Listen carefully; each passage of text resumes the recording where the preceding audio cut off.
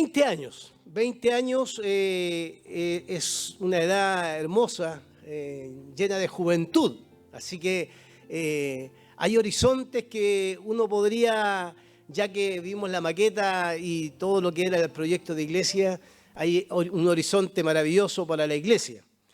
Hoy día yo quiero compartir una reflexión que tiene que ver con un milagro. Y voy a hacer algunas observaciones que tienen que ver con este milagro. Porque por lo general, y nos vamos a acercar al libro de Marcos, al capítulo 6, por lo general los milagros son milagros que encierran detrás una historia. El milagro no es un fin en sí mismo. Lo que el milagro va a hacer es contar la historia, cómo se reacciona o cómo hay eventos previos al milagro y a la vez cómo se reacciona frente a momentos en que se tienen que relacionar tanto los discípulos con Jesús y con las personas, pero también cómo se relaciona una sociedad que está alrededor de Jesús, ¿cierto? En función de una realidad, un contexto donde Jesús va caminando y se va dando a conocer. Marcos es un libro maravilloso, yo lo recomiendo leer completo, porque si usted lee los primeros 8 capítulos, usted se va a encontrar con una pregunta clave en el capítulo 8, capítulo 9, cuando Jesús le pregunta a los discípulos, ¿quién dice la gente que soy yo? Es la pregunta clave de Marcos, porque parece ser que han pasado 8 capítulos, bueno, cronológicamente mucho tiempo, en que los discípulos no han sido capaces de comprender y entender correctamente quién es Jesús, y pasarán otros par de capítulos después del 8 para entender que aún, y esto es muy interesante, solo lo menciono así al pasar como algo introductorio. ¿Recuerdan ustedes que Pedro es el único que dice, Señor, tú eres el Cristo? ¿Se acuerdan? Y Jesús le dice, bueno, eso no surgió de ti, sino esto te lo ha revelado mi Padre que está en los cielos. ¿Se acuerdan? O sea, surge de la acción de Dios. A partir de ahí, no encontramos ninguna evidencia en Marcos que los discípulos sean capaces de conocer que Jesús es el Mesías, hasta, y esto es muy, muy, muy extraordinario y muy maravilloso, hasta el momento de la cruz, que va a hacer Marcos en todo su escrito, es mostrar que siempre los que están cerca, sus discípulos, no siempre son conscientes que tienen al Mesías a su lado, pero los que no son parte del pueblo sí son conscientes. Los sin nombre, leprosos, la mujer con flujo de sangre. Pero en la cruz hay un personaje, un soldado romano. Y ese soldado romano termina diciendo, y él cierra el capítulo diciendo, verdaderamente este era el Hijo de Dios. ¿Se acuerdan? Y no fueron los discípulos. Hago esta introducción porque quiero mostrar un poco los contrastes entre Jesús y los discípulos en un capítulo hermoso y también el contraste de una sociedad que se mueve alrededor de Jesús, por supuesto, dominada por el Imperio Romano. Vamos a dar lectura entonces al capítulo 6, versículo 30 al 44. Y esperemos que el milagro no nos desconcentre y encontremos otras cositas más. Dice la palabra del Señor: los apóstoles se reunieron con Jesús y le contaron todo lo que habían hecho y enseñado. Y como no tenían tiempo ni para comer, pues era tanta la gente que iba y venía, Jesús les dijo: vengan conmigo ustedes solos a un lugar tranquilo y descansen un poco. Así que se fueron solos en la barca a un lugar solitario. Pero muchos de los que estaban alrededor de ellos, muchos que los vieron salir, los reconocieron y desde todos los poblados corrieron por tierra hasta allá y llegaron antes que ellos. Cuando Jesús desembarcó y vio tanta gente, tuvo compasión de ellos. Mire la compasión, porque eran ovejas, porque eran como ovejas sin pastor. Entonces, lo primero que uno podría percibir en estos primeros versículos es que hay una multitud que sigue a Jesús. Y esta multitud lo sigue por algo. Por lo general, la multitud sigue a Jesús porque quiere escuchar al Maestro, quiere aprender de Él. Pero también muchos lo siguen porque tienen necesidades, ¿cierto? Tienen necesidades importantes. Entonces Jesús se conmueve frente a esta multitud. Lo interesante del relato, de la primera parte que he leído, es que Él los invitó a los discípulos a separarse un ratito, a descansar, comer juntos y escuchar todo lo que habían hecho. De ahí voy a hablar de la misión que habían realizado. Cuando se hizo tarde, el relato dice, cuando se hizo tarde, Jesús les había enseñado, versículo 35, se le acercaron sus discípulos y le dijeron, este es un lugar apartado y ya es muy tarde. Despide a la gente para que vayan a los campos y pueblos cercanos y se compren algo de comer. Jesús está enseñando y los discípulos están pensando ¿en qué? En algo de comer. No se parece a la alianza, ¿cierto? No. Dicen que la alianza come y avanza. Ese es el dicho nacional. ¿Han escuchado eso ustedes, cierto?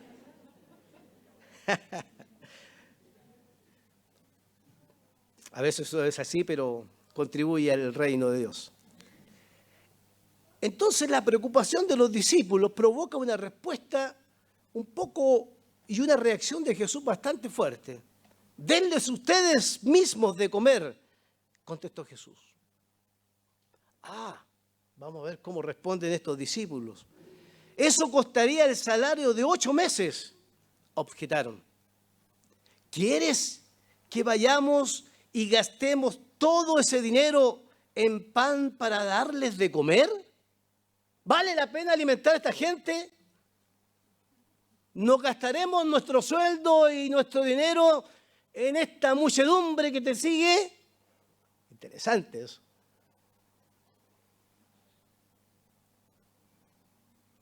Y Jesús responde de otra manera. ¿Cuántos panes tienen ustedes? Como que Jesús nunca responde preguntas. Yo siempre entro en contradicción con Jesús. Nunca responde una pregunta, nunca. ¿Cuántos panes tienen ustedes? Preguntó. Vayan a ver. Después de averiguarlo, versículo 38, le dijeron, tenemos solo 5 y 2 pescados. Entonces les mandó que hicieran que la gente se sentara por grupos sobre la hierba verde. Por favor, ponga atención a esto, que no es menor en Marcos decir que los sentó sobre la hierba verde. Porque algunos biblistas han dicho que la expresión siéntenlo sobre la hierba verde tiene que ver sobre pastos delicados, los haré descansar. Interesante eso. Porque ¿dónde alimenta Jesús a esta multitud? En la hierba verde.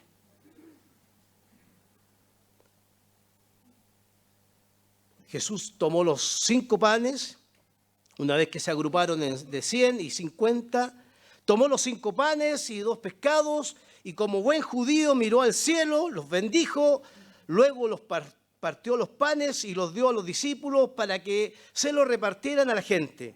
También repartió los 2 pescados entre todos. Comieron todos hasta quedar satisfechos. Se alimentaron. Y los discípulos recogieron, aparte de todo lo que recogieron, o sea, repartieron 12 canastas llenas de pedazos de pan y de pescados. Los que comieron en total fueron 5.000, dice Marcos, y Mateo le va a agregar a ese relato, sin contar niños ni mujeres. ¿Se acuerdan ustedes, cierto, de ese relato? O sea, fueron más de 5.000. Primero, quisiera plantear algunas consideraciones para leer este relato. que me parecen a mí fundamentales para poder tener algunas ideas que surgen. Lo primero, hermanos amados, siempre cuando uno lee un relato de milagros, tiene que encontrar en el relato del milagro, y lo digo porque hemos estado estudiando por muchos años los evangelios y los relatos de milagros, los relatos de sanidad, los relatos de Jesús, como son los discursos de Jesús, las parábolas que llevan un mensaje oculto que interesantemente no entiende la gente, pero que Jesús se las revela específicamente a sus discípulos, que son para Jesús los pequeñitos, a los cuales se va a referir en el libro de Mateo. Por eso dice él: te doy gracias, Señor, porque no has revelado esto a los sofos, en griego, a los sabios, sino que se lo has revelado a los pequeñitos. ¿Los pequeñitos quiénes son? Los seguidores de Jesús. O sea, usted es un pequeñito. Y si usted ha podido entender la Escritura de Dios, que Dios le ha revelado, porque ha tenido a través de su Espíritu el amor, la misericordia de revelarnos esa palabra para poder comprenderla. Por lo tanto, considerar siempre que hay un texto clave que va a marcar desde ahí algunas ideas importantes. Y si usted tiene su Biblia a mano, estará de acuerdo conmigo que el texto clave o el núcleo de todo el relato es el texto que nos dice que Jesús, cuando desembarcó de la lancha o de la barca, al mirar la multitud, dice, tuvo compasión de ella. Pero que interesante, porque el milagro, como es de alimentación, uno podría decir, bueno, Jesús lo va a alimentar. Pero ¿qué hace Jesús? Dice que inmediatamente los alimentó. No. El primer alimento que reciben de Jesús es la enseñanza de Jesús. Estos discípulos que van acompañando a Jesús, que supuestamente deberían tener este lugar íntimo, se encuentran con la multitud y Jesús lo primero que hace es abrir su compasión. Dice el relato, tuvo compasión de ellos porque eran ovejas que no tienen pastor. Los pastores, hermanos, para que tengamos una idea histórica, los pastores de Israel no son los pastores como los tenemos hoy día. Eso históricamente todos los que han estudiado la Escritura lo sabemos. Los pastores de Israel en la antigüedad eran los reyes y en algunos casos eran los sacerdotes también, que cumplían labores espirituales. Por lo tanto, lo que va a mostrar este versículo bíblico es que la gente que está siguiendo a Jesús es la gente que ha sido desamparada, abandonada por aquellos que están gobernando. Y los que están gobernando, que son un grupo bien especial, entre paréntesis, que son los saduceos, que están cerca de los romanos, y que son los fariseos, que tienen a cargo la interpretación de la ley, y que hay otros grupos por ahí, esos no están pastoreando al pueblo de Israel, a los hijos de Dios. Por eso cuando el relato dice que al ver la multitud, Jesús tuvo compasión de ellos porque eran como ovejas sin pastor, entonces quien asume la posición de pastor inmediatamente frente a la ausencia de aquellos que no cumplieron su rol es Jesucristo. Y comenzó el pastor a hacer lo que tiene que hacer un pastor, a enseñar a sus ovejas, a la multitud. Pero dentro de la multitud, si ustedes se darán cuenta que no hay nombres, es multitud, mucha gente de todos los poblados. Y esta gente de todos los poblados se acerca a Jesús para ser enseñados. Se sientan a los pies de Jesús para ser pastoreados por el único pastor que los puede acompañar y que les puede ayudar frente a su necesidad. Y aquí hay un contraste marcado con los discípulos. El contraste está, hermanos amados, en que Jesús está pensando con el corazón, como dicen algunas traducciones, volcado en misericordia frente a la multitud. Y los discípulos están volcados con su corazón materialista, mezquino, pensando cómo se van a gastar su sueldo para poder alimentar a la multitud. Marcos es un libro que va a mostrar siempre estos contrastes. Voy a poner otro ejemplo. Hay un milagro entre todos que hace Jesús a una mujer, ¿cierto? Que tiene flujo de sangre. Pero también hay milagros que hace a personas de las sinagogas que eran importantes. En medio de esos relatos, aparecen dos discípulos acercándose a Jesús y le dicen: Señor, cuando estés en tu reino, por favor, permíteme estar a tu derecha, a mí y a mi hermano a mi izquierda. ¿Se acuerdan? Porque parece que los discípulos quieren poder o quieren estar cerca del rey, por decirlo de una manera. Los contrastes en el libro de Marcos están totalmente visibles. Cuando Jesús hace algo, los discípulos hacen lo contrario. Jesús muestra esta compasión y su primera acción de la compasión es enseñarle el camino a esta gente para que se encuentren con el reino de Dios. Y digo reino de Dios solo para aclarar que aquí no hay muerte de cruz. Por lo tanto, en lo que está diciendo, encuéntrense con el reino. Marcos parte así. Jesucristo, Hijo de Dios, ¿cierto? Que vino a anunciar el reino de Dios. Entonces, este pueblo tiene que encontrarse con esos valores del reino de Dios y con el rey del reino, que es Jesucristo. Pero el contraste está en esto, que uno está volcado en atender con compasión a la multitud y otros están pensando en cuánto van a gastar. Y si vale la pena gastar eso en la multitud. Eso para mí es el primer contraste que encuentro acá. Es un contraste que no se puede dejar pasar. Porque probablemente los discípulos de Jesucristo, no en el libro de Marcos, sino en la historia en general, han pasado por esta crisis. La crisis de colocar en la balanza qué es más valioso. Si el reino de Dios o si Jesucristo no es más valioso, entonces siempre habrá un Dios que lo reemplace.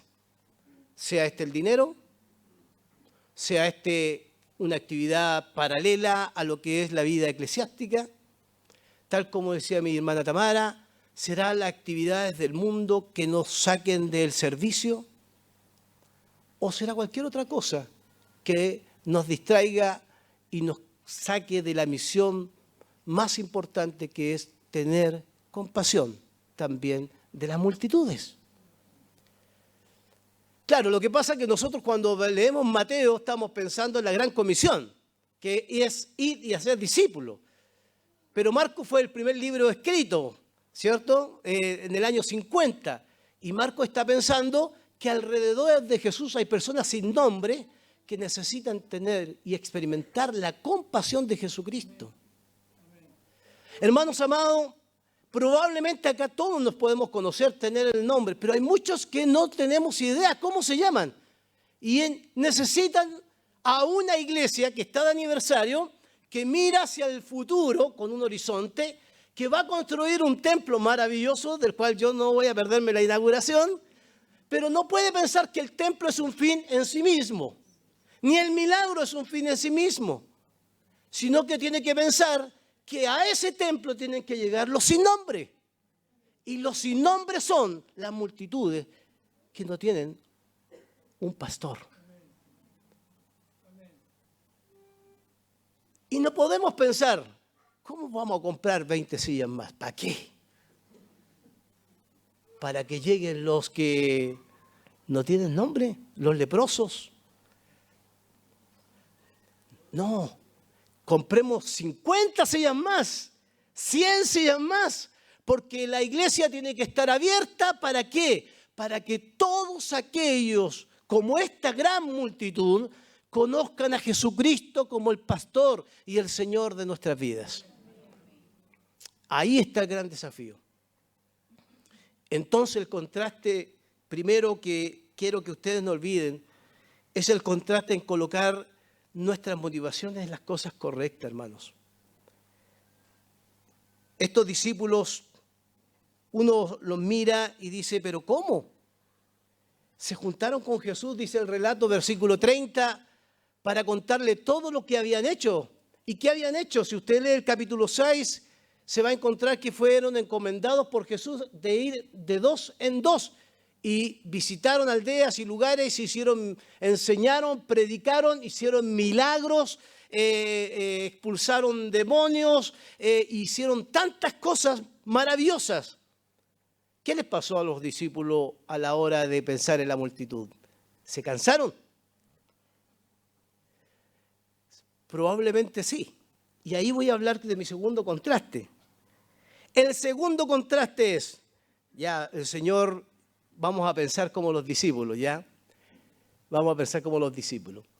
Bueno, tanta gente, Jesús nos invitó a nosotros solitos nomás a retirarnos. No íbamos a comer junto con Jesús. No íbamos a descansar un ratito. Se suben a la barca. La barca en Marcos, es interesante el símbolo de la barca en Marcos. La barca en Marcos es subirse al proyecto de Dios. Iglesia de Peñalolén, ¿estamos arriba de la barca del proyecto de Dios?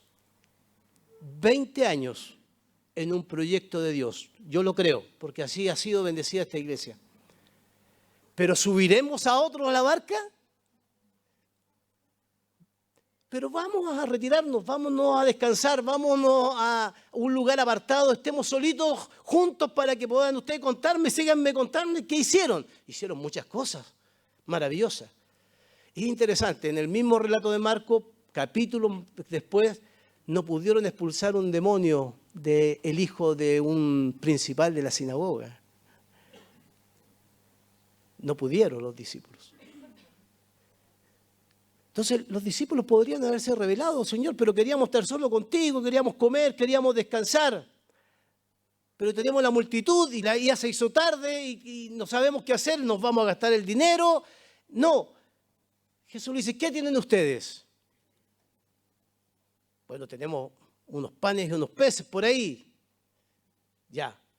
Entonces vayan a trabajar. ¿Cómo va a ver? Pare, Señor. Si venimos a descansar, no es que en el reino de Dios no se puede descansar.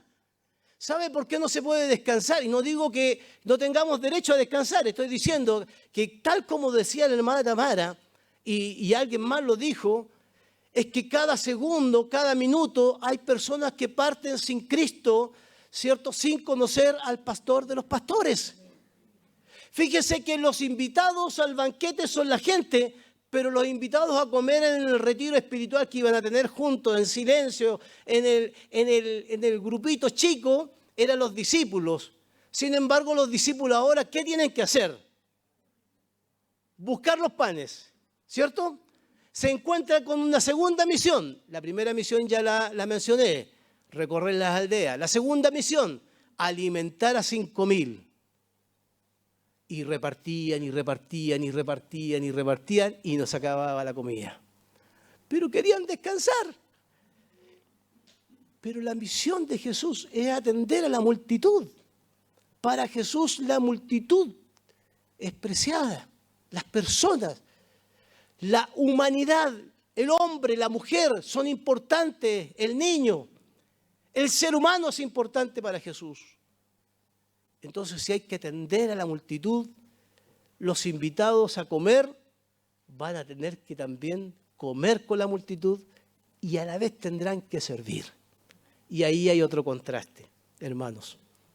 No siempre nos tendremos que sentar a la mesa para que nos sirvan, sino tendremos que pararnos para servir. 20 años de aniversario debe ser el impulso para llegar con las fuerzas necesarias del Señor, para servir a todos aquellos que estén mirando la luz de Jesucristo en este lugar. Cuando vengan, nunca encuentren aquí un no, sino encuentren un lugar donde se pararán 10, 20, 30 para servir a la multitud. Y yo hablo de la multitud, ¿sabe por qué? Porque siempre pensamos en pequeñito, en uno, en dos. Pero ¿por qué no pensar en grande? Si esta iglesia va a crecer y se va a proyectar, ¿por qué no creer que el Señor traerá a esta iglesia a muchos más para que conozcan a Jesucristo? No para que conozcan la Alianza Cristiana y Misionera, que es una denominación. No para que conozcan el hermoso templo que vamos a construir. No, que conozcan a Jesucristo el Señor. El único que nos puede dar salvación. Y además el único que nos puede alimentar con su palabra. Así que, hermanos, ¿cuántos panes y cuántos peces tienes en tu mano? ¿Y cuánto estás dispuesto a repartir para el proyecto de Dios en esta iglesia? Entonces podríamos pensar, ya, yo coloco mi sillita. Yo conozco iglesias, uno que ha sido presidente y puede contar historias. Yo conozco hermanos que han comprado su banquita y nunca más soltaron su banquita. Y esta la compré yo. Así que me siento yo y mi familia. No. Nosotros compramos y construimos para servir. No construimos para ser un reino humano. Construimos para servir. Y por último, hermanos queridos, me parece interesante también hacer un contraste con la sociedad de aquel tiempo. Ustedes conocen la historia de Herodes, ¿se acuerdan? Está en el mismo relato del capítulo 6. Por eso les digo que todavía no hablamos del milagro, porque en el capítulo 6 hay enseñanzas previas. Y fíjese que en el capítulo 6, en el versículo 21 en adelante, se cuenta la historia de una persona como Herodes que se enamora de la hija de su esposa. ¿Se acuerdan ustedes de esa historia, cierto? Pero mire lo que dice el versículo 21 del capítulo 6. Por fin se presentó la oportunidad. En su cumpleaños, Herodes dio un banquete a ¿quiénes? A los altos oficiales. ¿A quiénes? A los altos comandantes y militares. ¿A quiénes? A los nobles de Galilea. ¿Quién eran los que estaban invitados a la comida de Jesús en la hierba verde? ¿Quién? Nos cuesta decir la palabra pobre, ¿eh? Nos cuesta. Porque la asociamos siempre a ideología. Pero eran los pobres, eran los necesitados, los que no tenían pastor. Pero Herodes hace su fiestita e invita ¿a quiénes? A la élite, ¿cierto? Y a ese grupo que invita, ahí en medio de la fiesta, del banquete que van a tener, se produce algo inesperado. La hija de Herodías entró en el banquete y bailó. Y esto agradó a Herodes y a los invitados. Y Herodes, como en un deseo desenfrenado, le dice, pídeme lo que quieras, el deseo que quieras, y te lo daré, le dijo el rey a la muchacha. Y le prometió bajo juramento, te daré cualquier cosa que me pidas, aun cuando sea la mitad de mi reino. Y ella salió a preguntarle a su madre, que odiaba a Juan el Bautista, porque le enrostraba su pecado. ¿Qué debo pedir?, le dijo la muchacha. La cabeza de Juan el Bautista. Interesante. Enseguida fue corriendo la muchacha a presentarse al rey su petición. Quiero que ahora mismo me des en una bandeja la cabeza de Juan el Bautista. El rey se quedó angustiado, porque el rey, entre paréntesis, temía a Juan el Bautista, la palabra de él. Pero a causa del juramento y en atención a los invitados, no quiso avergonzarla. Así que enseguida envió a un verdugo con la orden de llevar la cabeza de Juan.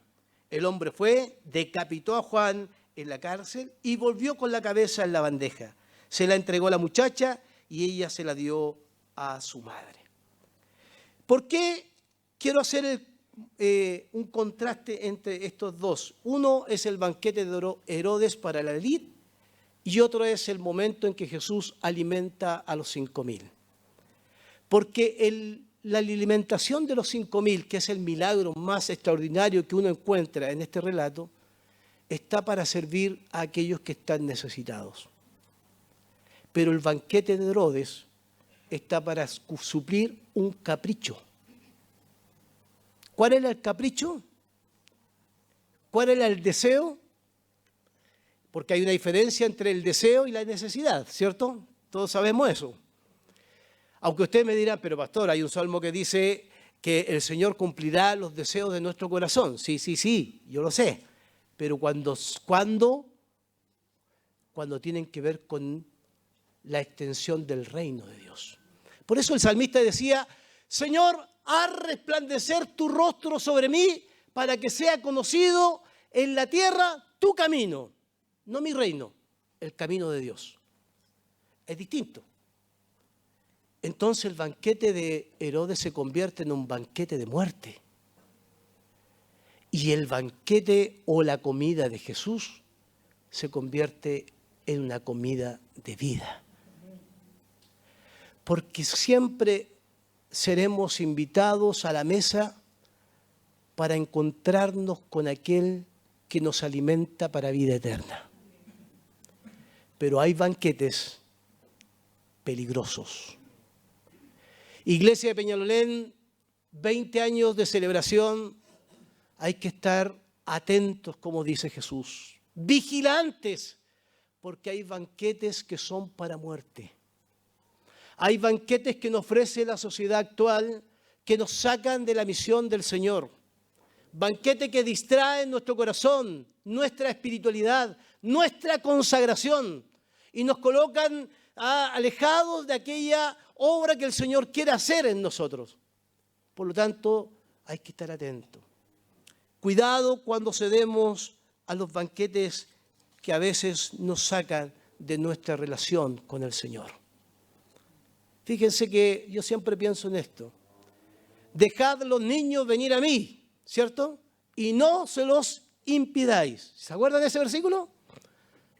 Pero resulta que a veces nosotros somos los mismos padres que impedimos que vengan al Señor los niños.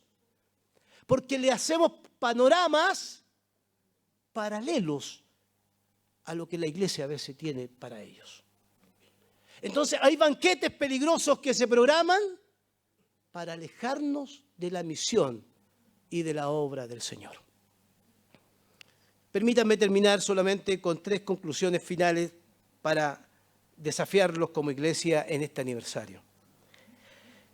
La iglesia en un aniversario o que celebra un aniversario siempre debe tener un horizonte claro. Las personas no son números. Un día un joven se acercó a mí dentro de mi tarea pastoral y me dijo, pastor, ¿qué soy yo para usted? ¿Un número o una persona? Acá no hay números, aquí hay seres humanos, aquí hay personas con distintas necesidades que Dios amó profundamente, por eso murió en la cruz, por las personas. Hermanos amados, pensemos en ese horizonte, en este proyecto maravilloso de extender los 20 años a muchos años más, con la construcción de todo lo que pueda venir, siempre pensando no en los números, sino pensando en el dolor que tiene el ser humano, pensando en las personas que necesitan ser abrazadas, consoladas, que necesitan ser acompañadas espiritualmente. No nos sirve de nada tener un edificio grande si no amamos a los que están a nuestro lado, si no nos conocemos. Podemos salir de este culto y capaz que ni siquiera saludemos a nuestro hermano, sino que proyectémonos como Jesús lo hizo, siempre con esta mirada, mirando a las multitudes como ovejas que no tienen pastor. Lo segundo, para cerrar, tiene que ver con esto. Nunca dejaremos de aprender Por lo tanto, como no dejaremos de aprender, el discípulo de Jesucristo, usted y yo, nunca debe estar cerrado a la posibilidad de servir. Ha pasado que cuando ya cumplimos ciertos roles en la iglesia, decimos ya no, ahora voy a descansar. No. Sí, yo entiendo que es bueno descansar. Todos nos merecemos descansar y es bueno darse un descanso. Pero mientras descansamos, servimos. Mientras descansamos, también podemos servir. Mientras pasamos por tribulaciones, usted no me dirá que no predica el Evangelio, cuando en medio de las tribulaciones podemos aún anunciar a Jesucristo en medio de nuestras tribulaciones. Porque Jesucristo no puede dejar de ser anunciado. Si es la respuesta para la humanidad y para nuestro país, Jesucristo no necesita obreros que estén descansando, necesita obreros dispuestos, obreros que no se oxiden, sino que se desgasten por el Señor. Y en ese sentido, tendremos que alimentar a muchos con la palabra del Señor, en el lugar en que nos encontremos. Y por último, hermanos queridos, hay un alimento espiritual que no podemos dar a la gente, alimento de muerte. Hay iglesias, y no voy a decir sus nombres porque también somos parte de esta iglesia, la Alianza también comete estos errores. Podemos invitar y convocar a toda la gente de Peñalolén, de Chile, de Santiago, a que vengan a nuestras reuniones, pero si tenemos un mensaje de muerte, nunca la llevaremos a los pies de Jesucristo. Eso nos obliga constantemente en un aniversario a revisar nuestra prédica y nuestro mensaje. Si estamos predicando una denominación o estamos predicando una doctrina simplemente, o estamos predicando a aquel Señor que tuvo compasión de la multitud. Ese Señor no ha cambiado. Ese Señor sigue presente entre nosotros y nos prometió estar con nosotros hasta el fin de los tiempos. ¿Para qué? Para que podamos proclamar el nombre de Jesucristo. Porque las personas son importantes. Que el Señor nos ayude en esta tarea, hermanos. Pónganse de pie, oramos al Señor.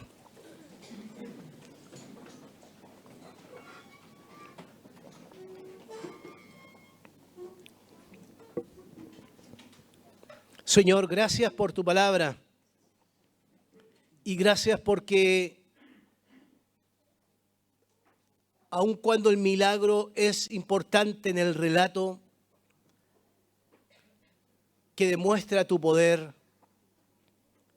hay otras verdades que son importantes rescatar. Señor, el amor y la pasión que tú tienes por el pueblo, la gente que te acompañaba. Tú sabías muy bien, Señor, que muchos te seguían por los panes y los peces. Tú lo sabías. Sin embargo, Señor, estabas dispuesto a enseñar y acompañarlos. Señor, que nosotros como discípulos tuyos, como hijos tuyos, desafiados por tu palabra, podamos seguir predicando este evangelio de Jesucristo a muchas más personas. Que el mensaje que llevemos no sea un mensaje de muerte, como hemos visto en este banquete de muerte.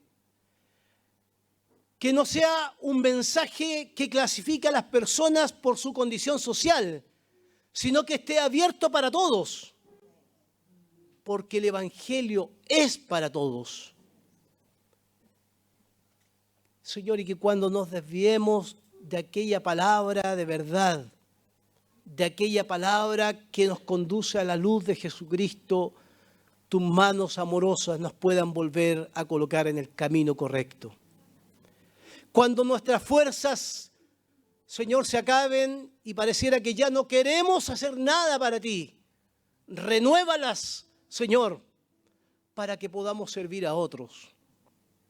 Porque, Señor, hay muchos que necesitan aún de nuestro servicio. Señor, servimos al Señor de señores y al Rey de reyes. Y cuando servimos lo hacemos en una actitud de adoración. No servimos al Rey de reyes para ser aplaudidos. Servimos al Rey de reyes porque Él nos envió para comunicar la buena noticia del Evangelio. Padre, gracias por esta iglesia. Señor, bendice a esta iglesia en su aniversario y bendice los años que vienen por delante.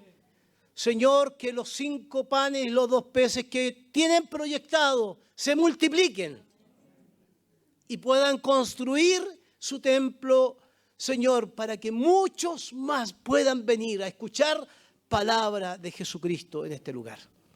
Te lo pedimos, Señor, te lo pedimos porque tú eres nuestro Señor, tú eres nuestro Dios, nuestro Rey. Amado Señor, toda la gloria y toda la honra sea para ti. En el nombre de Jesús. Amén. Y feliz aniversario, hermanos. ¿Ah?